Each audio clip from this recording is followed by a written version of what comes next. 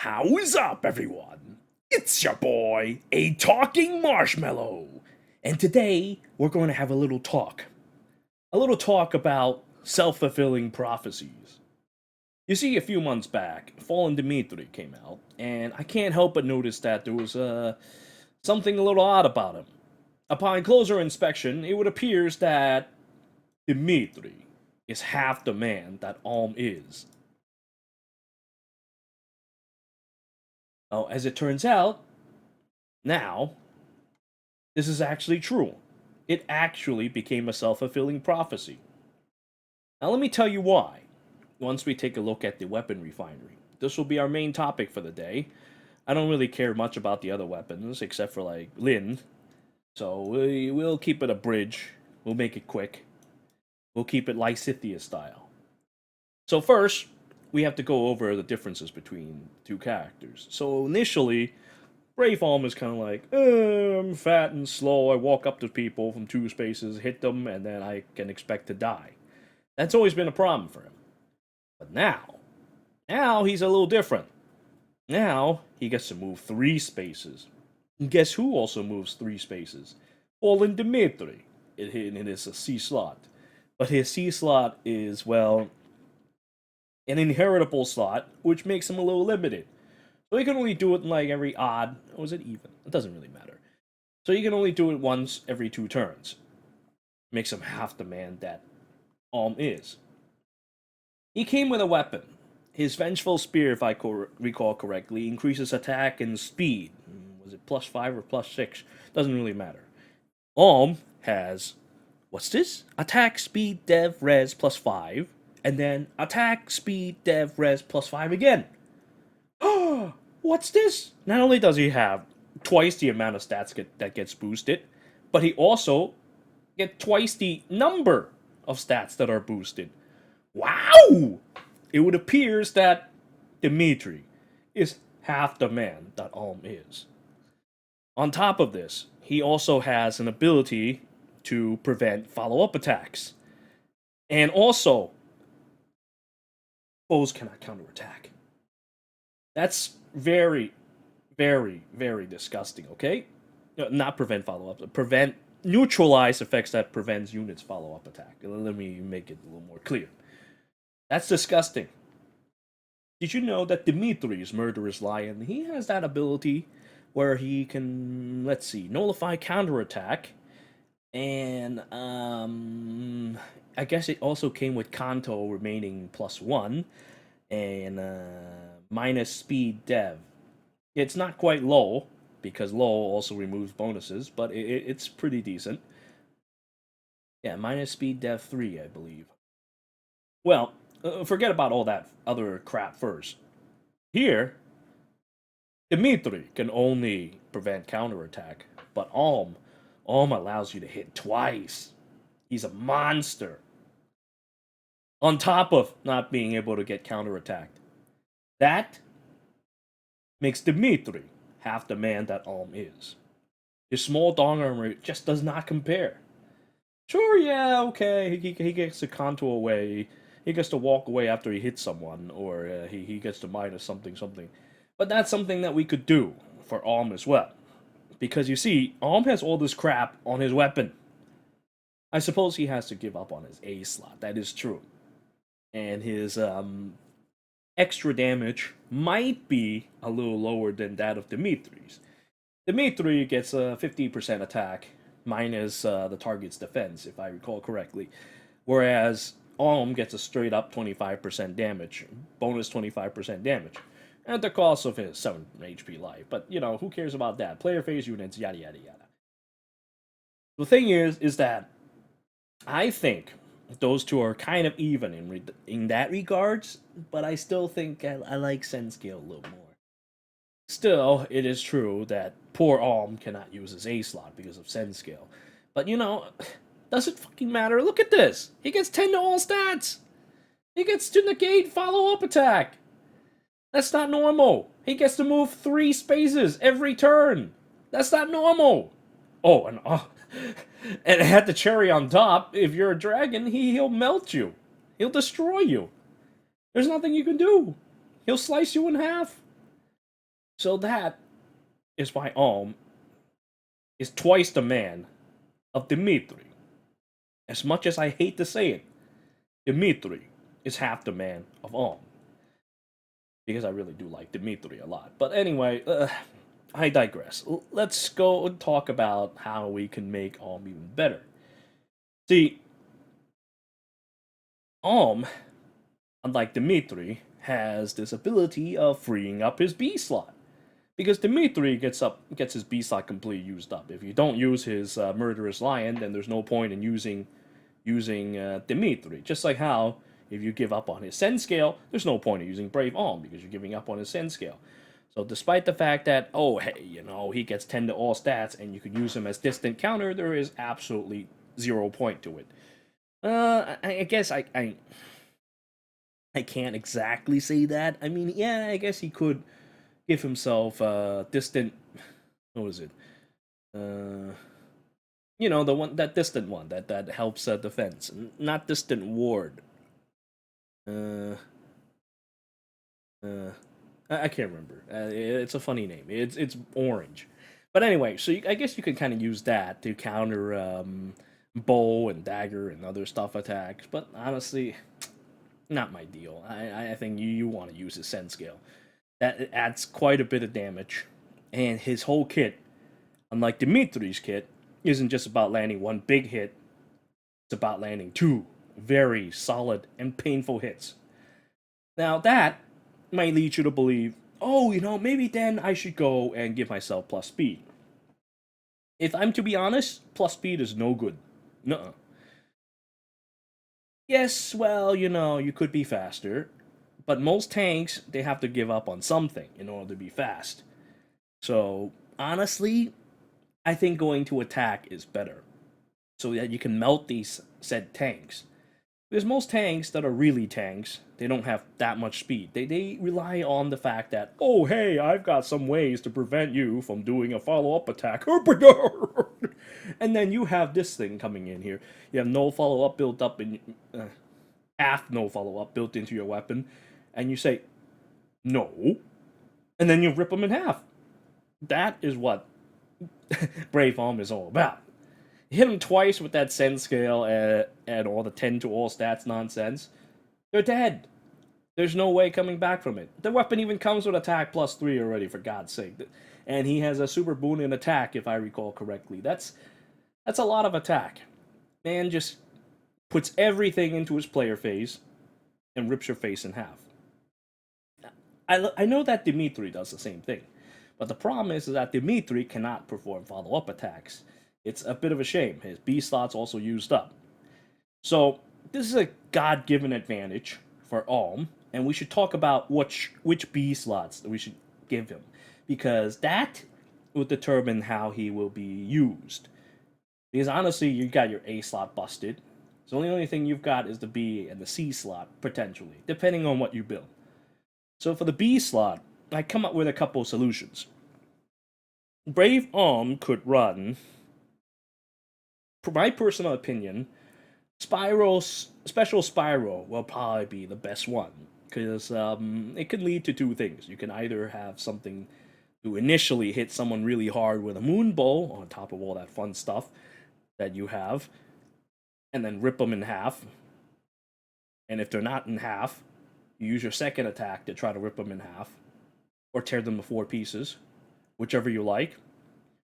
Or you could use it to build up for a bigger attack for your second attack. Oh, okay, alright, my Moonbow didn't do anything. How about we switch to Dragon Fang, alright? We initiate, we start with 2 energies, hit, and then, oh wait, no, the enemy can't counterattack. My bad, sorry. We'll use Draconic Aura. We'll use Luna or something like that. So it'll be a hit, and then attack with minus 50% dev and res. I think that's what I will do, as a matter of fact, because hey, the enemy can't do anything anyway. They can't counterattack, and they can't prevent you from follow-up attacks. And if they have lots of defense, because they're a tank, what are they gonna have? Lots of defense. So just use Luna. Yeah, Yeah, Moonbow. What was I even thinking? I must be on drugs. No wonder my hair is white. So, yeah, I think that Luna will probably be what I'll use. Because, say for example, my first attack, I attack. Oh shit, they're chopped in half. Well, I've achieved my objectives anyway. So why don't we pull back and then let the next guy taste something a little Luna heavy? Or, hey, okay, well, I don't kill him in my first hit. That's okay, because the second hit will be Luna. And then they'll most likely die, because I've got 2 hits of Send Scales, 10 to all stats, a whole bunch of attack. Chances are your head's gonna explode. Yeah, I think I like this setup. You know, I, I, I was just thinking about Moonbow initially, because I was thinking, hey, minus 30% dev is so deadly. I forgot. He's got that second hit. He could build up to it. Duh. Man, I gotta prepare my materials better when I start. But I am I'm a little lacking in time. I use my free time for this, so let's hurry and get this over with. So now, that's one option. Two, we can go the same route that Dimitri went, and except this time we'll use low speed dev. In which case, hey, if the enemy carries bonuses for their speed and their defense, now you can consider them gone. In which case, you potentially yield a bigger decrease for the enemy than Dimitri's murderous lion would have, making Alm twice the man that Dimitri is. When that happens, I would recommend using a nice C slot like Times Pulse. But in this case, you would have to use Moonbow. But that's perfectly okay. You times pulse, you get an energy, you go and hit someone, and then you hit him again, you Moonbow, okay, he died. Well, it's 30%. I think it's more than good enough if it means securing a double hit. Of course, as I've said earlier, eh, eh, eh, you don't tend to want to use this to compete with speed demons, but I think he actually, to be perfectly honest, I think he can even compete without needing plus speed on his thing because he has 10 all stats. If you just give him a little bit of support, oh, you just keep Gatekeeper or himself in the back, it's okay. Attack and speed plus 5 on top of this nonsense. 15 attack, 15 speed. I don't think that the enemy is going to be able to outspeed him. I think that Alm is going to teach him a powerful lesson on what happens if you are a sword, lance, axe, bow, dagger, or beast damage unit, and probably dragon too. So if you're a character who uses one space and you have to deal with this guy with his big ass dong, forget about it. You're gonna get fucked in the ass. So that's about it. Honestly, that's pretty much the 2 main B slots that I would recommend. Another B slot I would consider is either drawback or hit and run. Drawback is very nice because drawback, you drag the guy in. If you somehow didn't finish a job, don't worry, your team will take care of it. But they want to live after they get pulled into the enemy team? Forget about it. They die. Or, you use it for the main express purpose of getting the fuck out of there. It's like Kanto. Kanto Rem +1, except instead of actually being able to direct where you want to go, you move backwards, 1 space, which generally is a safe space. And I think I like drawback a little bit more than hit and run because you get to manipulate where the enemy goes. That can lead to a lot of interesting situations, especially if you were to drag a I don't know, some barrier that's in the way. You know how like there are certain people who stick their units really close next to each other to prevent like a unit with pass to go through or something stupid like that. It's a very very niche situation, but I have seen it happen. I've seen people stack their units together to prevent a unit with pass to go through. How would I know this? Oh, come now. I've been doing Aether Raid since the beginning of time, and I have used all kinds of weird setups If you expect a healer coming in with pass to suddenly hit your back lines, you probably don't.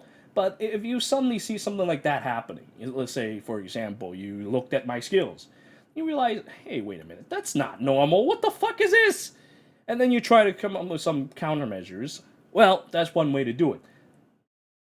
Of course, it's not so good anymore because the times are different now. But before, it was actually pretty disgusting. Anyway, I digress again. So the point is that these are the setups that we have for Brave Alm, man. The only thing you really need to change for him is just your B or C slot. It's a couple differences. You think of either being able to escape after finishing your job, or finishing your job hard, or finishing your job really, really hard. Finishing your job really, really hard means that you don't have to. You just go with the Luna setup, but then you can't secure a double hit sometimes because your speed might be just a little low. But I still recommend it plus attack. I cannot emphasize this enough. Finishing them hard is what I would recommend. I like that setup a little more because then you get to have two hits, and not to mention, low speed dev means you get a little more speed, and the dev means you get to hit them twice for 6 more damage. Hooray! It's not.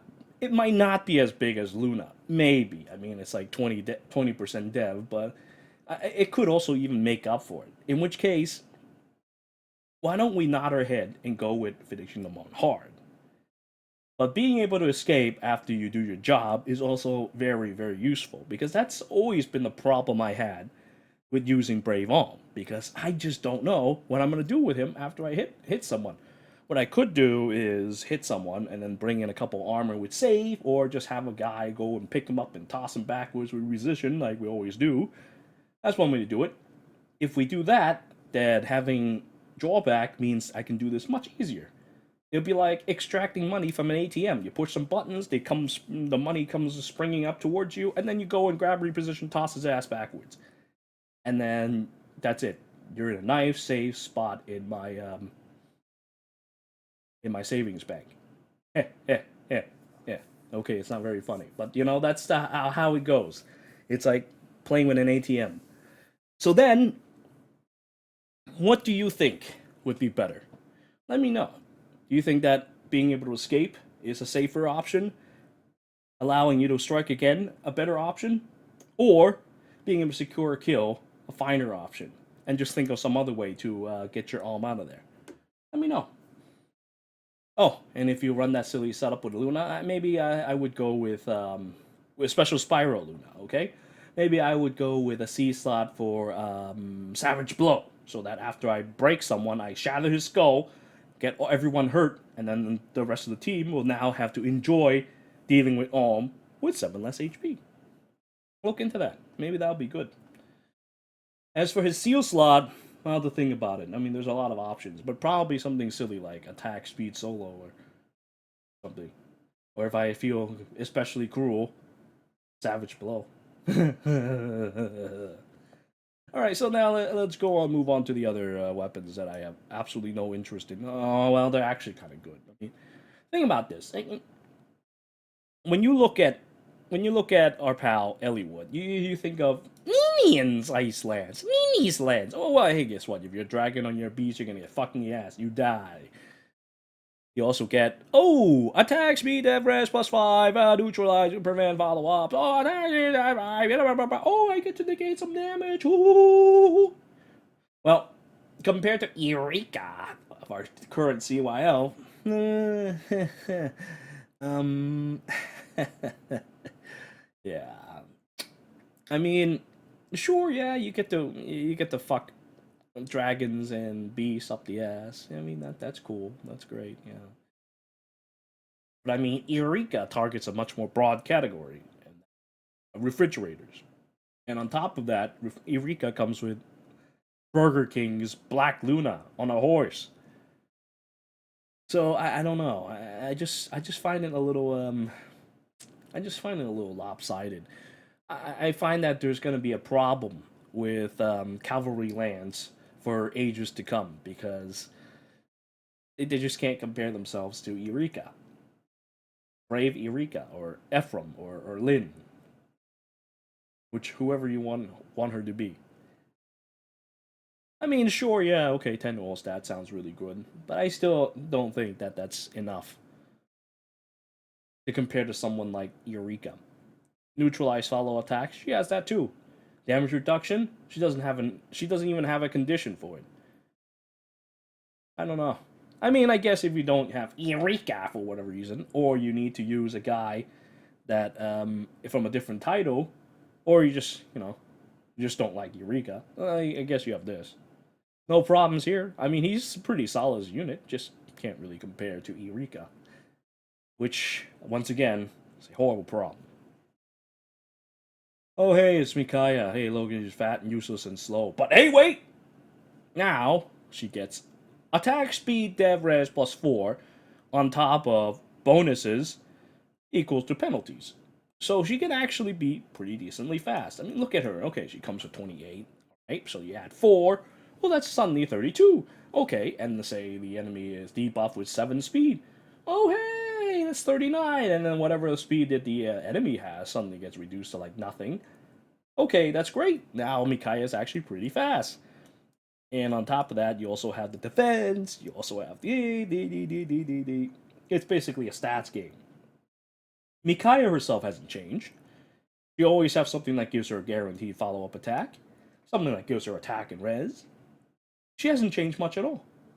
But this one just hits a little harder because, hey, you got all these fun little penalties and stuff that you swap around and make your unit stronger. But that's pretty much it. Still, it makes sense considering the fact that this one uses a Yune's Whisper, which I can't show you because of this thing can't scroll any further. So we'll just have to leave it at. Oh wait, I did it! Aha! So we'll just have to leave it at that. All right. So now we have poor Ephraim,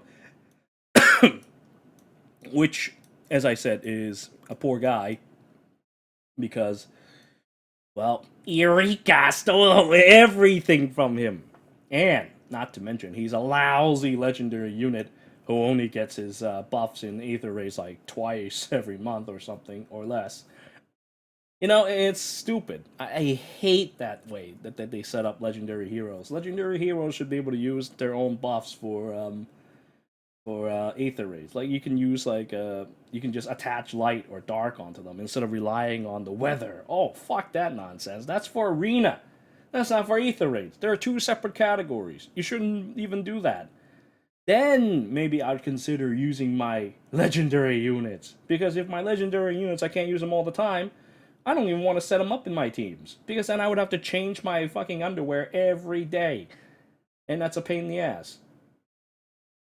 Oh, okay, fine. I guess I do have to change my underwears every day, but it's just I would rather not because I'm lazy and I'd rather just go to bed without taking a shower. But sometimes you have to. Otherwise, you would have to clean the bed. And I'm too lazy to clean the bed. I like to keep my bed clean. I'm once again wasting time. I'm so sorry. Because, you know why? This weapon sucks. I mean, it's great. Don't get me wrong. It just sucks compared to Eureka. Doesn't help that they're in the same title. So now, I suppose, I guess there could be one good thing that comes out of it. Say you have a unique unit, then okay, fine. All right, you can only run one Eureka. Then fine. You want a pair to go with him? Go with her? Well, then you have this. Flame Segment is great. He can attack twice. You hit hard. You get special cooldown. So you get your specials off. And then you have to use Solar Brace, which is very adorable. He's basically just... He's the original guy, okay? But for some reason now he looks like a knockoff copy of Brave Eureka. It's pretty sad. Let's move away before I keep looking at this sad stuff. Whereas here with Lyn, oh, now that's a good refine. Because the original legendary Lyn is shit. I compared her to Rebecca a while ago. because her dual face play is pretty much the same way that I could squeeze as much use of her as I would with Rebecca. Rebecca! Way back in the day.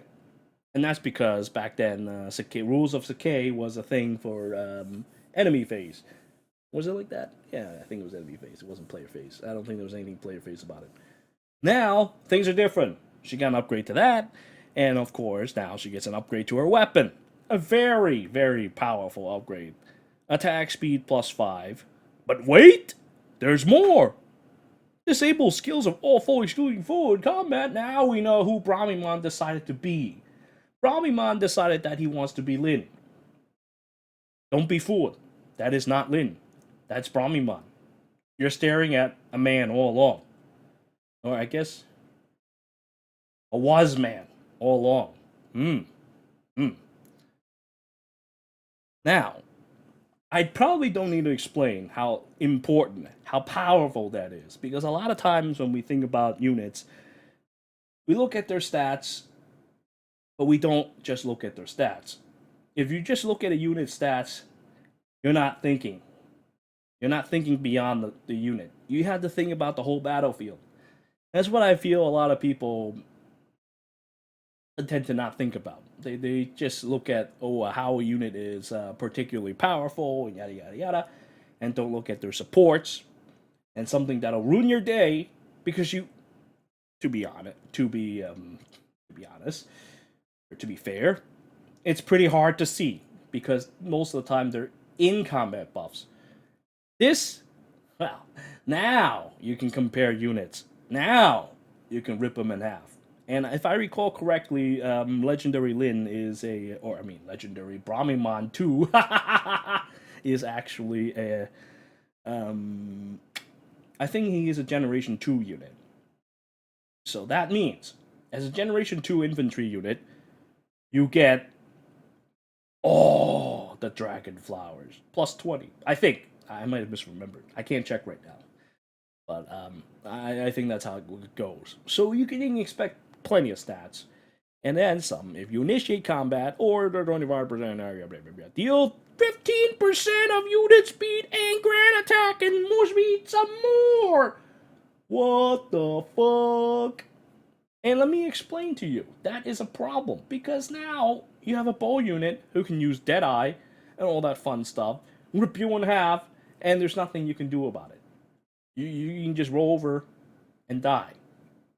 Because now you have speed damage attached to the weapon. It's kind of like how back then, Rectal Astra, so strong on Era. Oh man, you get to base up with your speed. Wow, lucky.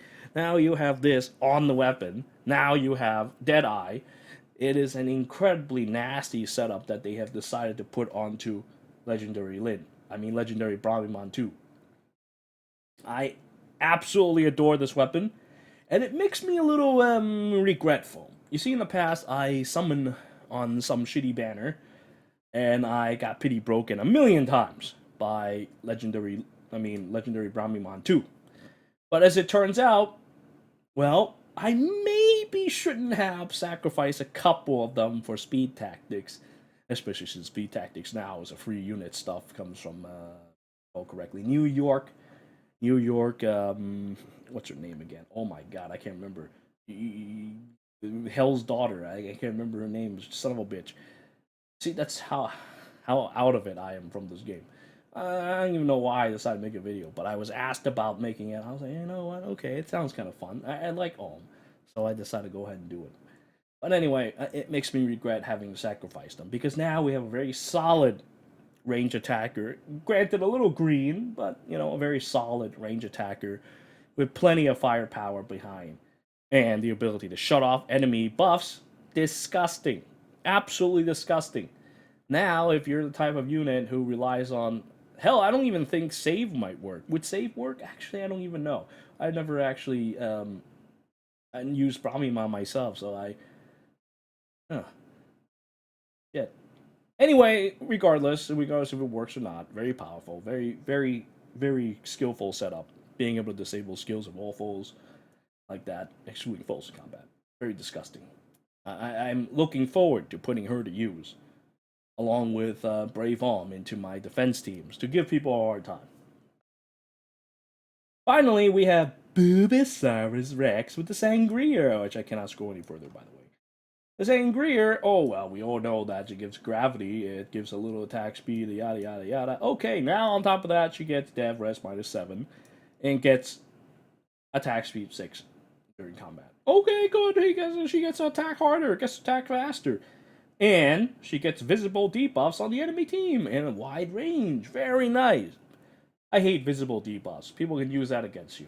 Although I haven't been running into a lot of interesting units actually. I haven't been running into a Dune. I haven't been running into Brunya. I haven't even been running into Fallen Ike lately. I don't even think I see a lot of people running Unity. So maybe debuffs might not be so bad after all. But when you do run into one of those guys, that could be a problem. That could be a problem. But for the most part, though, you're fine if you run debuffs. It's just that it could potentially turn into a horrible liability that you cannot predict. So you need to be careful. If anything, honestly, I would run more guys who can give debuffs invisibly, or gives buffs invisibly. Yeah, well, sure, you might run into someone who uses this, but I wouldn't use that when I go into Aether Raid offense. Or maybe I would. Who knows? I'm crazy enough. But probably not, because I'm a legendary unit. I'm a loser. You can't give me light buff. You can't give me Astra buff. I can only come and show up when I feel like it. When the weather is to my favor. Then I will show up. God, I hate the way they did legendary units dirty. Alright, so finally we have one more weapon refinery, and that's 8 to all stats. 7 HP. Very nice, Kana, very nice. That's pretty much it, really. That's all there is to it. I can't really say much else. It's cute. It's adorable. Just like Kana. Do my best. So, there you have it. Guy gets 8 to all stats. Guy could probably go to plus 20 because he's a Gen 2 unit. I think. Yeah, I think he's Gen 2. No, he's definitely Gen 2. And that's pretty much it. Lots of stats. Oh, and 7 HP. But it's like, I don't give a shit that Sense skill makes me lose 7 HP. I don't give a shit that this guy gives me. Well, I suppose for tanks, maybe a little bit better. But honestly, it's not really all that much. That's about it for our wonderful weapon refinery little discussion. I hope you all enjoy this. Well, I guess somewhat fruitful discussion because I'm sure most of you already know what you'll do with your units. I just feel like revealing it because people want to know my opinion on the matter. Despite the fact that I'm pretty much retired from the game, well, maybe not because I still do Aether raids every day. I just kind of put my Ike in front, my Ike or my Nagi at front. They tank, they kill the enemy team, win. If not, I lose. Oh shit! Well, guess what? I've got 5 ladders. I'll just do it again, and that's how I pass my week. That's all I do. That's all I do these days. Eventually, I'm gonna find that very tiring, and that's when I will truly quit. But for the time being, I think I'll enjoy this game just a little bit more. Put a little more hope that this will be this. I don't even know. This game's already 5 years old, dude. But I want to believe that something good might come along. But Hero's Journey is a bit of a stretch there. I'm kind of sus. I guess it's kind of adorable the first time, but after that, just another grind. I don't know. I have to think about it. They could easily make a story mode. They could easily make a co-op story mode. We can co-op together, fight against strong units. Can you imagine like co-op Grand Hero battle or co-op fucking legendary battles, and you have to fight them in like huge maps, and they talk shit to you every time you encounter them or something like that, like a real Fire Emblem game. That would be great. Nah, let's not do that. Let's have our players fight against each other. Let's have our players use bullshit units to fuck the other guys over. I mean, that's admittedly very fun to watch because I do that all the time too. My defenses are just there to give people headaches, and then that headache will turn into brain damage, and then their head explodes. But sometimes I want to play with my friends. Not that it matters, because all my real life friends no longer play anymore, because, this game is like that. I'm so sad. Anyway, so that's about it. I thank you all for watching. Until next time!